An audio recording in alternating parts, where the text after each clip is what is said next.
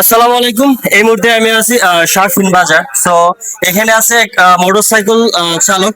So ভাই, আমি আপনার সাথে কথা বলবো যে এই যে আপনাদের যে শারফিনের যে ব্রিজটা, সেই যে বাজারের মাধ্যমে ওই পার, ওইটা তো সোনবাড়ি নাকি? সোনবাড়ি। সো আপনাদের তো ব্রিজটা স্বাধীনতার পর থেকে আজ পর্যন্ত একবারও ব্রিজ হয় নাই। না হয় নাই। তো এইটা তো ভোগান্তি পাচ্ছেন আপনারা স্বাধীনতার পর থেকে।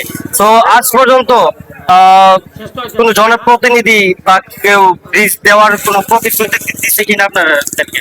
দিছে না কেউ। দিচ্ছে না। তো এই বিষয় নিয়ে আপনারা কোনো ইউনিয়ন চেয়ারম্যান, ওই গ্রামের ওই থানার বা এই থানার ইউনিয়ন চেয়ারম্যান বা এলজিডির সাথে কোনো কথা বলছেন?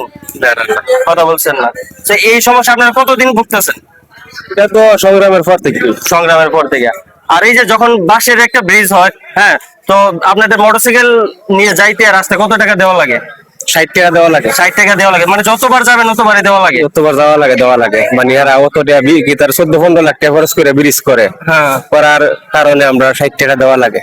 ও, 60 টাকা দেওয়া। আর একটা টলি বা পিক আপ গুলো তো আরো বেশি, মনে হয় 200-300 টাকা। 300 টাকা নেয়। 300 টাকা দেওয়া লাগে। তো এইরকম ব্যয়বহুল খরচ এখানকার মানুষ প্রতিদিনই প্রতিদিন দেওয়া লাগে, যতবার দেওয়া লাগে ততবার দেওয়া লাগে। তো এদিকে আসেন, আমি আরো ভাইয়ের সাথে কথা বলি। তারা স্থানীয় নেই, স্থানীয় না, স্থানীয় লোক কেনা দোকানদার না, দোকানদার। ও, ভাই, তো কথা বলা যাবে না।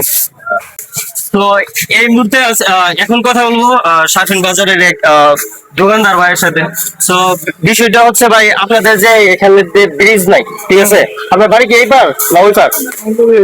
এই পার। তাহলে তো হয়তো কষ্টটা আপনি তেমনটা বুঝবেন না, ঠিক আছে। তবে আমি আপনাকে বলি, ওই পারে যখন একটা কেউ বাড়ি নির্মাণ করে, আমাদের এখানে যদি 20 লক্ষ টাকা খরচ হয়, তো এখানে খরচ হয় কম করলে 30 লক্ষ টাকা, শুধু যাতায়াতের দুর্ভোগের কারণে, অসুবিধার কারণে। তো এই ওই পারে একটা ব্রিজ হোক পাকা সরকারি ভাবে, সেটা আপনি চান কিনা? এটা তো আমরা অবশ্যই চাই যে এই যে আমরা তো দেখি, আমরা এই পাশে হইলে আমরা দেখি যে মানুষের দুর্ভোগ গুলা, মানুষ একটু নদী একটু পানি মারলে তারা আইতে পারে না, করতে পারে না, তারা একটু সন্ধ্যা হলে সব বন্ধ হয়ে যায়, তারা যাইতে পারে না, অথচ তারা কাপড় পর ভিজে বাড়িতে যেতে হয়। এর মতো অত কষ্ট, এত কষ্টের জীবন তো ভালো। এটা তো সাধারণ মানুষ বাঁচতে পারে না। তো এলাকার ঘন মানুষের দাবি যে ওদের একটা সরকার একটা ব্রিজ হোক। এটা তো মনে হয় যারা সুস্থ মানুষ তারা আসা যাওয়া করতে পারে। যখন রাত 10টার সময় 12টার সময় কোন একজন ডেলিভারি রোগী, মারাত্মক সমস্যা, মারাত্মক সমস্যা, আপনি বলছেন নৌকা পাওয়া যায় না, তখন দেখা যায় সাঁতরায় মারা হইতো নদী। একজন ডেলিভারি রোগীর পক্ষে তো অবশ্যই এটা সম্ভব না। সম্ভব না। তো এরকম দুর্ভোগ পোহাচ্ছে হচ্ছে এই এলাকার মানুষ। তো সরকারের কাছে এবং আমাদের যারা ইউনিয়ন পরিষদ এবং স্থানীয় সরকার যারা, আপনাদের কাছে বিনীত অনুরোধ এবং আহ্বান, এখানে যেন খুবই দ্রুত একটা ব্রিজ দেওয়া হয়।